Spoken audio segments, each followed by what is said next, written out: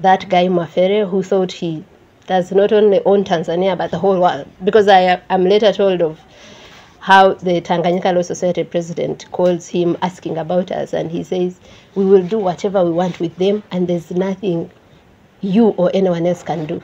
He told that to the Tanganyika Law Society president. So they didn't use their sexual organs. That was, and I hate to say, a relief with all that happened, but it could have been worse. I didn't see a way out of that. I didn't think we'd get out of that alive. But after that, you thank God that now you're not dealing with HIV, other diseases being, So they tie my arms to my legs, and they also, put like something wood, like a stick in between, and then they carry me upside down like that. And the rest is everything they did to Boniface. They are inserting something in your anus so bad, like so deep, you want to beg them to actually rape you in the right place, because you are thinking it can't be as painful as this. Of course, that's in the moment of that pain. You're very popular. Everyone is looking for you, and shows me some of the protests that were happening. I think he opened either Facebook and I saw Hussein and Hanifa at the Tanzanian embassy with our photos and placards. Chadema's leader before Tundu Lissu. I was in Uganda when Bobi Wine was under house arrest. I went to Uganda when Stella Nyanzi was in jail, visited her in jail. I've done that in many other African countries because I'm an African. And I belong to this continent, and Africa is home. So that's why we're here. So we're here to share our story and to say that our bodies might be broken, but our spirits are strong. Forgive my tears. It's just that, man, my heart is... I'm not good, man.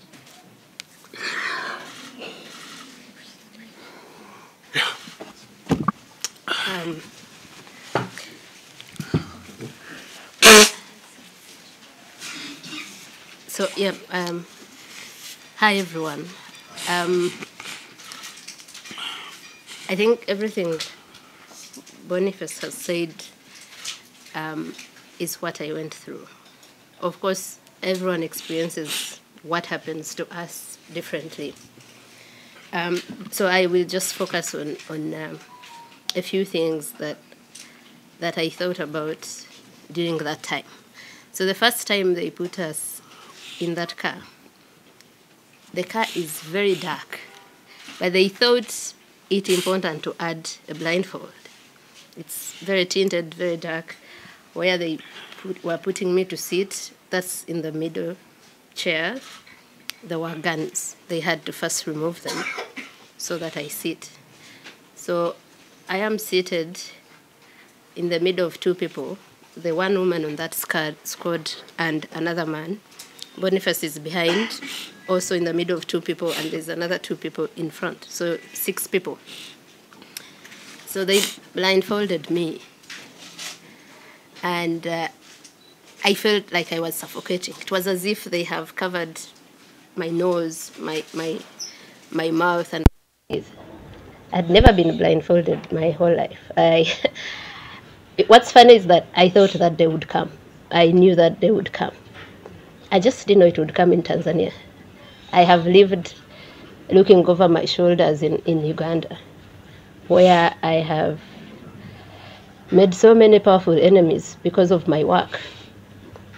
So it was strange that the day I had dreaded, that I had known would come someday, was coming in Tanzania, where I hadn't done absolutely anything, not even go on the street to protest, which is also right, but at least they would have that excuse. They picked me from a hotel I was in.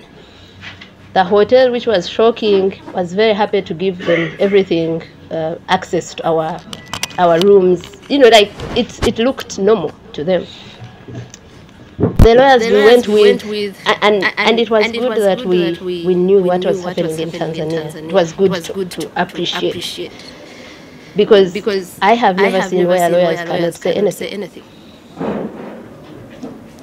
We left that police station. So we've been detained at immigration office for about 4 hours. We were at a police station for another 1 hour. They dismissed the lawyers, and the lawyers came to tell me, they have told us, you are being detained overnight. We will find you here in the morning. And I'm asking them a question, on what charge? Because after 5 hours, we don't know what charge. When I was being questioned, questions moved from Bonnie's gadgets, and I said, I don't have them. You came to my room, the only property of Bonnie's, you saw it, you checked it. From Bonnie's gadgets to what are you doing in Tanzania?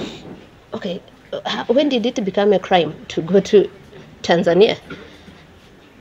But I came here legally. My passport was stamped. There's no notice anywhere that has said Tanzania is not allowing nationals into its country. Why were you at Tundu Lissu's trial? Well, 1, I know Tundu Lissu. 2, I am a journalist. Part of your job is to be at a trial. 3, it was a public trial. I wasn't the only one there. It was a full court. How is it possible that I'm the only one here being questioned about that? Why didn't you bring everyone who was there? And many were evidently not Tanzanians. They were whites. Tundu Lissu's legal team introduced diplomats that were there and us that had come from East Africa to observe the trial. Then it became, so they are going through my passport. They had taken it from me, and they are being angered by my passport having so many visas. So that's where this whole narrative of whites have sent you to disorganize us came from. Why do you have so many visas? How do you travel to all these countries? Where do you guys make your money? I should be an activist too if it makes you guys live such a life. And so at some point I asked them, may I be told what issue you have brought me here to address? Because it was moving from all over the place, and I think what Boniface didn't tell is that because they are used to not being challenged, questioned, or even answered, so they found 2 people and they called us arrogant.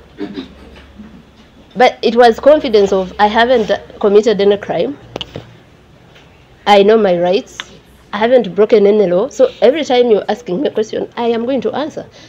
And there are questions they would ask, and I would say, but how is this question related to why I'm here? Do you have children? I said, what have my children got to do with this? And like Bonnie said, so we are being questioned by so many people. That room had, I think the room at the immigration office had around 7 people. All of them, every time I say something, they jeer with so much anger. It was as if we had done something very personal to them. So up to the point where we go to the police station. And this is something I've wanted to emphasize. So I come from a country that is also very dictatorial, full of impunity, but I never thought that one day I'll see I've found a country that is worse, a government that is worse. So my shock was that we are in the hands of public officials.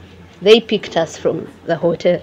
They told our colleagues, because the Elder General Ulimwengu asked the guy, I remember the first name being George, what's the issue? Why are you taking them? And they said, just for them to help us with some investigations, answer some questions. So the feeling was that let's not be accused of blocking any form of investigations. We have gone to answer the questions they have, however ridiculous, however disagreeable they are. But so these people know that the world, many people already know we are in their hands. We are taken to a police station. We're in the hands of a police officer. I am sure, like in any other East African country, even in Tanzania, the mandate of police officers, the core one is to protect citizens and their property. So we are in the hands of people that are supposed to protect citizens. But this person, that guy that was, we later to learned his name to be Faustin Mafere, called thugs. to pick us from a police station, from his custody, without a care of, I am untouchable, not just here in Tanzania, but everywhere. So in Uganda, they kidnap people, they torture people also. It's not a secret, but at least they kidnap you from a street, so that no one knows who exactly is responsible for this. And many times they would deny, no, we don't know where he is or where she is. Here, the public officials were not afraid at all of being the ones to call thugs, to send us to thugs to do what they did to us. And for me, that's a level of impunity that I cannot fathom, that we are at that stage where people, of course, when I was still shocked, I saw members of parliament also saying Martha Karua should have been raped or sent back home on oxygen, and they were openly in parliament. If that doesn't scare East Africans, that we are at that barbaric level, and for them sexual violence is a go-to thing, like it's the first thing they think of. So anyway, so when we're talking, what they did to Boniface is exactly what they did to me. They get me out of the car. After they took Boniface, they had increased the volume of the gospel music they were playing. At first, I didn't know why, but I had Boniface screaming, and I knew they were trying to block that, me from hearing that. So they violently picked me out of that vehicle, and they also ordered me to strip naked. Now, I was afraid. Many people think I don't get afraid. I mean, I know people who say it seems fear is not in Agatha's DNA, but I was afraid. I first got afraid when they blindfolded us. I think I had a moment of like almost a panic attack, because always my fear was being tortured. I always thought, I wish the day they get me, I have like poison and I swallow it, so that I don't go through so much pain, so much humiliation. So I was afraid when they picked us up, and then I told myself, there's nothing you can do. There's no way out. There's no one saving you. You are blindfolded. You are like that sort of suffocation where there's no way out. So I found myself having this calm of accepting, whatever happens will happen. You have to prepare yourself for it. Now, when they say take off your clothes, I realized that I hadn't prepared myself for that.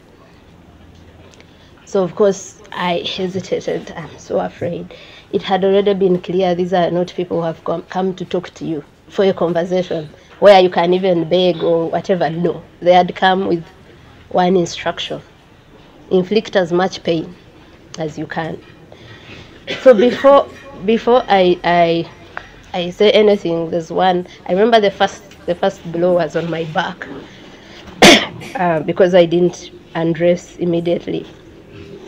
And after that blow, they started taking off the clothes themselves, as forcefully, as violently as you imagine, because they're taking off and you're even about to fall down, because I had a jumper that is very tight in the neck, so by the time they get it out and everything, they take everything off.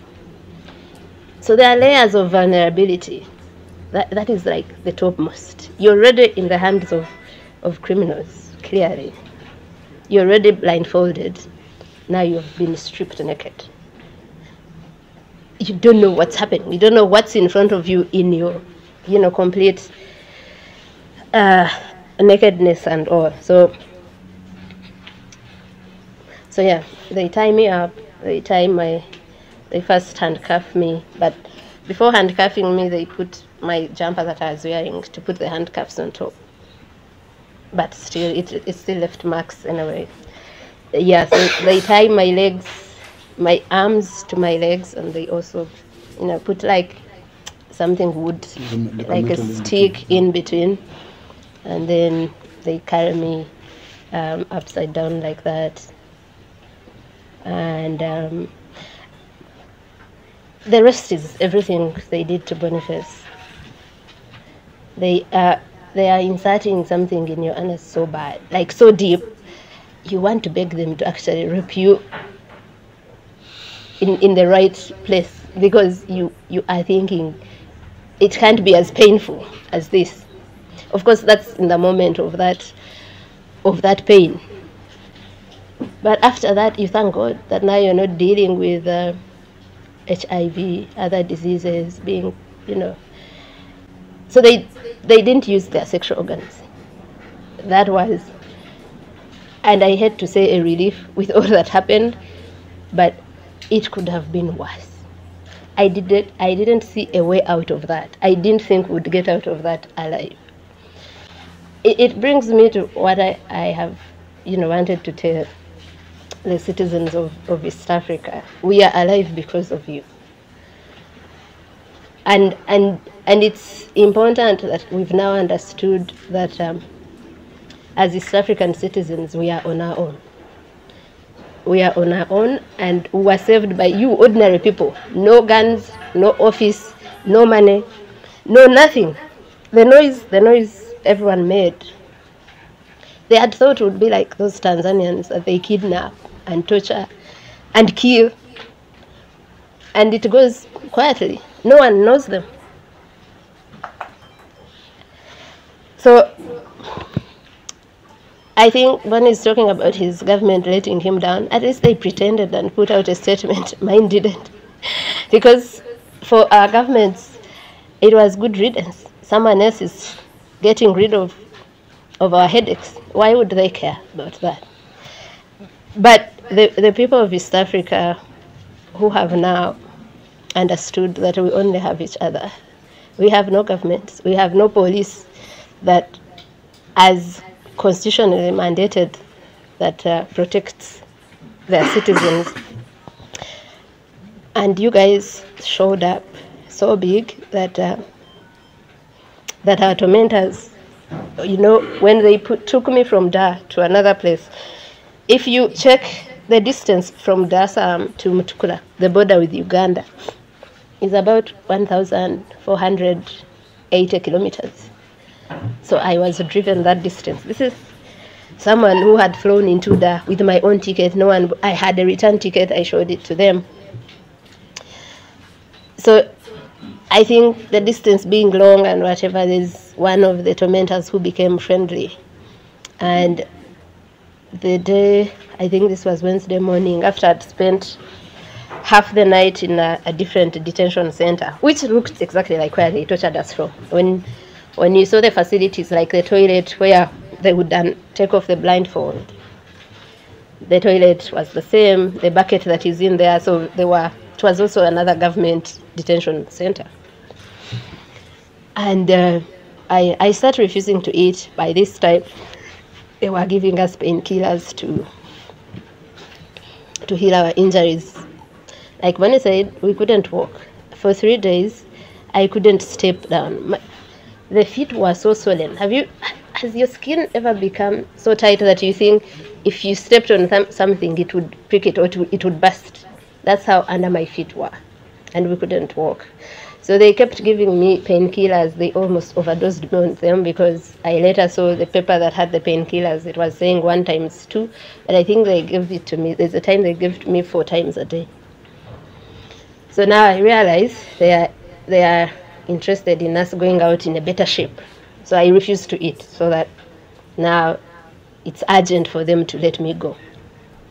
So this guy comes to plead with me to eat and says, these people didn't know they had arrested you're very popular. Everyone is looking for you, and shows me some of the protests that were happening. I think he opened either Facebook and I saw Hussein and Hanifa at the Tanzanian embassy with our photos and placards. And that's what overwhelmed them. I think, because when we're going through, and the things are so many to tell you, there's just no time. So when we are being driven from that detention center in Dar, so at first I think they're taking us back to the police station, because that's what they had told our lawyers. Then the drive becomes so long. Then I think maybe they are taking us to the airport. Then it still becomes so long. People who were picked at around 9 a.m., nightfall came and were still driving. And the car is being driven so fast. I cannot describe to you the psychological torture. You're blindfolded. You're still with these killers. So I think the psychological torture of those days of driving for me was worse than the physical torture I endured earlier. Because I kept thinking they are going to throw us in the park to be eaten by animals. Or sometimes I would hear as if the ocean is roaring near us, and I would think they would throw me in the ocean. And you are thinking that, yeah, you would be one of those people whose families never know whether you are dead or alive, whether you would return or not. And I went through that for the whole day and night. And yeah, so we're saved by ordinary people. And it's from ordinary us East Africans that justice will come.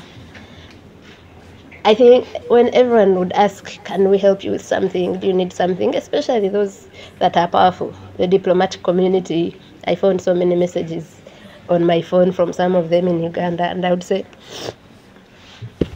the only thing I want is justice. It's what kept me going in that situation. I was feeling so much pain, and that whole night I asked, but what did we do to deserve this? What's the point to this pain? And I came to a consolation that maybe the point to this pain is that other Tanzanians, the Tanzanians have told you that are picked up and tortured and killed and no one knows them, has to go through that, is that impunity is somehow checked, somehow. And I thought, Boniface and I both have a name and a profile and platforms that, how many people can call journalists and you fill up a room like this? How many ordinary Tanzanians can do that? So in that moment, I thought that maybe it had to take our pain for the world to know what an ordinary Tanzanian is going through. And for me, that gave me some hope in that moment, that even if I died, it would probably not be in vain, because the facade of Tanzania is peaceful, of it has a female president who is phenomenal, finally goes off. And so if it goes off, but people that have the power to hold these accountable do not, like we know they won't, because for our governments, it is a collaboration in that dictatorship, in that tyranny. It has been for a while. It has been. We have known that for a while. When Ugandans are kidnapped from Kenya, when a Tanzanian is almost kidnapped from Kenya. So it becomes that we are the ones that will do that. And of course, Kenyans are already doing a good job by publishing all those people's names, phones, pictures. So we have to use the little power we have to make sure that guy Mafere, who thought he does not only own Tanzania but the whole world, because I am later told of how the Tanganyika Law Society president calls him asking about us, and he says, we will do whatever we want with them and there's nothing you or anyone else can do. He told that to the Tanganyika Law Society president. So we need to find a way of getting justice in one way or the other. And so I think mainly that for me, I am grateful. I look at the silver lining in every dark place, and there was that we are all now tormenting them. When I became a journalist, my first editor told me that the role of a journalist is to afflict the comfortable. So they've been comfortable in their impunity, and we'll have to find ways of afflicting them. We won't find justice in Tanzania, because this was a state doing that, and it's the state that is supposed to get us that justice. But we'll have to find justice somehow. I will end by saying that I don't even care about the people that inflicted pain on us. I'm not angry with them. I am so angry with the people that made that order. even if we never identify those that actually inflicted pain, but we get the ones that had the responsibility. If I have committed a crime, charge me for it. In that moment, I thought we were dealing with probably overzealous officers and the president didn't know what had happened. But I come out and I'm told about a statement she gave. So you are condoning torture. You are a president. So you're sort of saying, oh, they came to destabilize us. They came to cause chaos. So, okay, if you think that's a crime, take me to court. Let me be charged. Let me be in prison.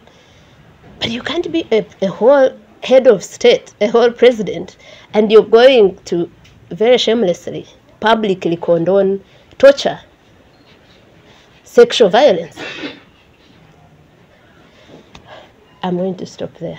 And I thank you very much. Again, I hope all the citizens from Kenya are watching, all the citizens from Uganda and Tanzania. Tanzania also, a few people beat the fear and spoke about our disappearance and our ordeal. So I thank you all, and yes, thank you for your time. And I think the other thing, the backlash from our arrest, some people had to flee the country. So we have some people who are Tanzanians and were like our hosts in the country. They've been forced to flee the country because they've been looked for. And our heart goes to them. I think there's a statement that's supposed to be read, and then we can do a Q&A once the statement is read. So we do the Q&A. So we can do the Q&A and then the medical report. Okay. I think we should leave the medical report for now, since we have some. So we can open up for anyone, any questions. We just retain the focus here, after which we have a statement expanding on the context in East Africa.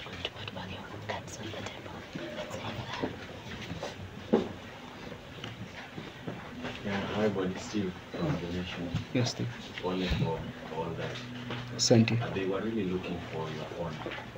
Did they eventually manage to get it? And the people who were hosting you, how safe are they if indeed they got your phone? Do you want to answer that? You had a question about, was it worth it? Yeah, let me answer that. So, as telling Bonnie, and maybe this is a question we need to speak about here, every journalist or activist has that worry of security for our devices, and so in that moment when we thought we are going to be killed, I'm asking myself, but at what point do you put your life over the gadgets? As journalists, we are told that there's no story worth your life. So I am thinking there's no gadget worth your life. So as a journalist, I always think that I will not give my gadget willingly if it compromises the security of sources, because in those governments, in this security, whatever, you have some people that give you information, and those ones you want to protect with your life. Now, for Bonnie's phones, I don't know what was on it, and I was asking, did he think through and assess whether this is worth it? And we had this conversation for the first time because I didn't see him until just, was it yesterday? But one? Saturday when I came to Nairobi, and he was giving me this explanation of, but we have people we are working with. We have friends in Tanzania. But I'm still saying, I would only, and that's me. I think that's a moment where everyone has to rationalize and think about what's the best.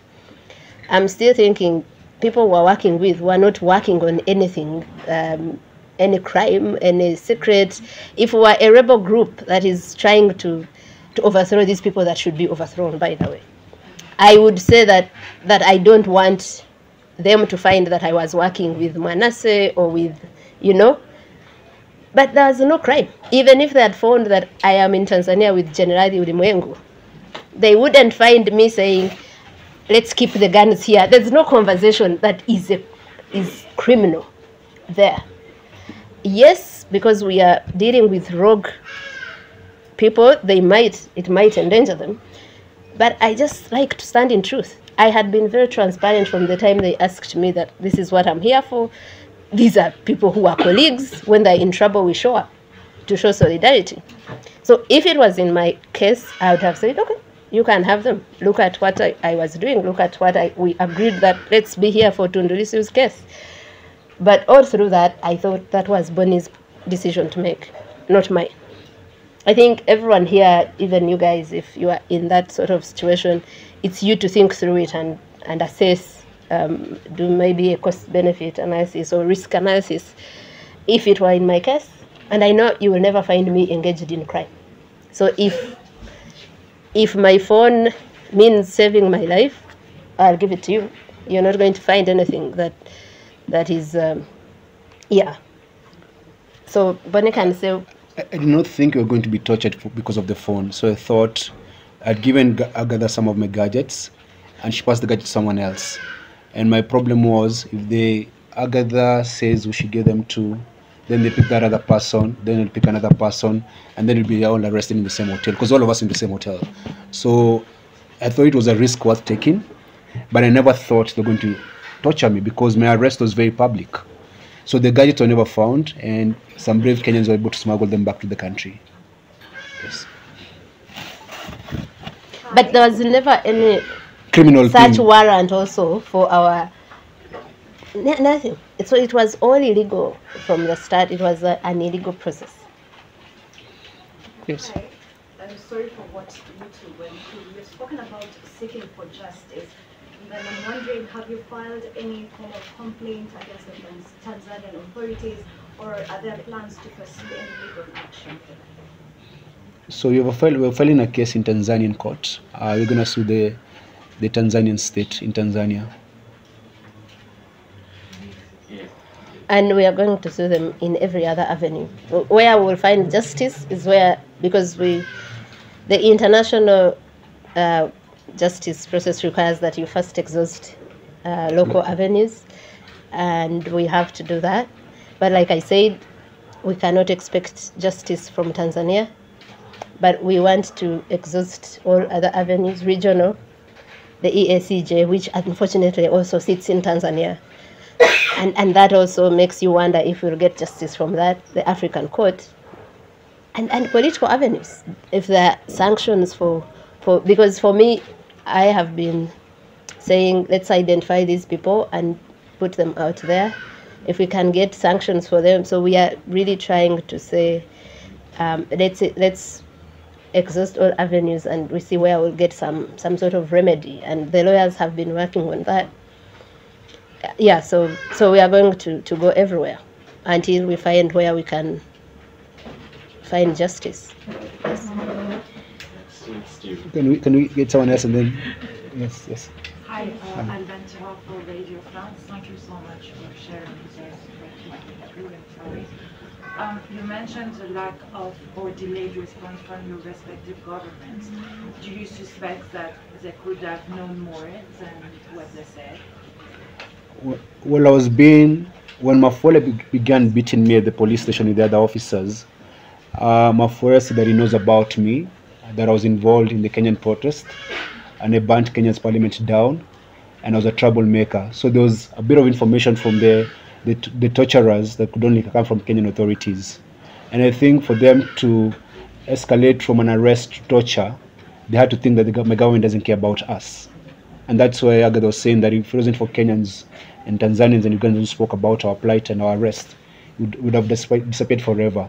Our government was complicit in that torture. And if you look at our Foreign Affairs Minister, Mudavadi, when he spoke, he did not apologize to me. He apologized to Tanzanians that we took our bad manners to Tanzania. So it's very clear that our government had a role to play in our torture. So it's maybe anecdotal. We don't have any proof that they were involved, but there's corroborative evidence or circumstantial. When the president of Tanzania puts out a statement about how we were there to destabilize or something like that. I didn't read it, but the CDF in Uganda, who is also the president's son, Muhoozi Kainerugaba, sort of retweets, quotes the tweet and says, that's why she's my favorite. Deal with them or something like that, you know? So while you cannot say he speaks for government, he's part of government, and he said that. But also the fact that they didn't raise a finger, apart from the ambassador of Uganda to Tanzania, who also wasn't acting on behalf of government, but was acting because I have an uncle who was his comrade in the Bush War, because this is also part of the Museveni Bush War. So there are historicals, and he was a former Secretary General for the East African Community, and had called him and said, find my niece and all that. I don't think he did a lot. He corresponded with my family a lot about me, but I don't think it was as government of Uganda. It was an individual who has been asked for a favor by a former comrade. So the government itself does know where is our citizen, what crime have they committed, nothing like that. So that should be enough for someone to think they were accomplices by action or inaction. That's what I would say. Yeah.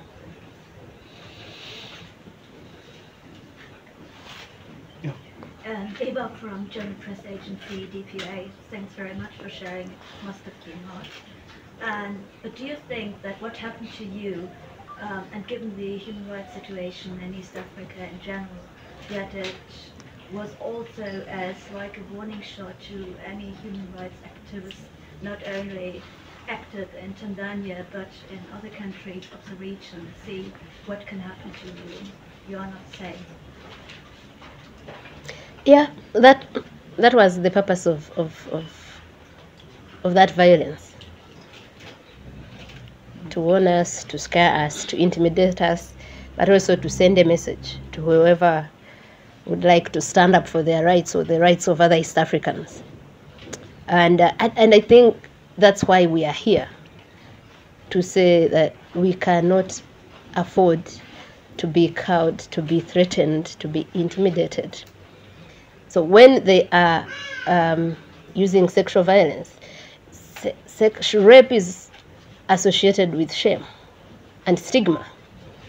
They use that, so they know that it will inflict maximum pain, but also dehumanize and shame you. And it has worked in Tanzania, because people come out and they say, I don't want to be looked at as a rape victim. And I think this time, they got wrong people, because I understand enough to know that I am not the one who should be ashamed because of your heinous acts. Shameful. You should be ashamed. And I dare them to publish those videos, because for me, we need them. There will be proof of their criminality.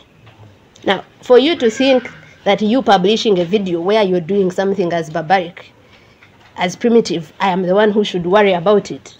You must be just a sick person or deranged somehow.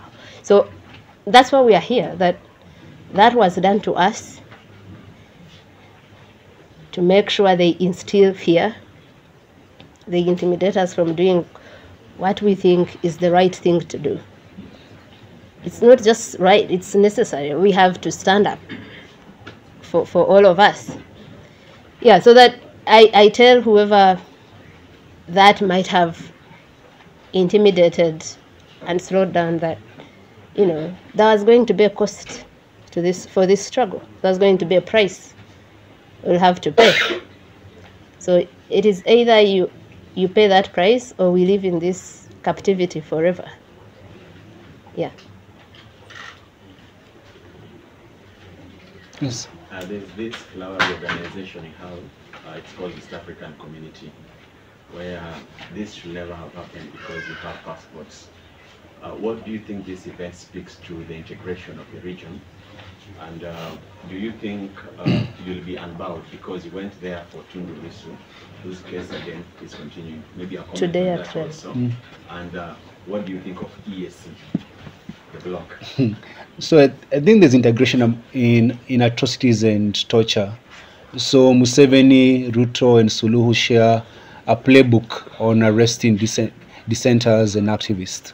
So at that level of cooperation, they cooperate, because if you look at the chair of East African Community is Salva Kiir of South Sudan, and South Sudan is a country in strife. There's civil war, and there's no human rights. There are no human rights in South Sudan. So the integration is actually is a mirage.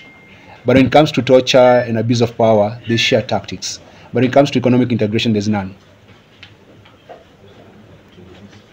So so the case of Tundu Lissu, I think today. It's happening ongoing. today. Yeah.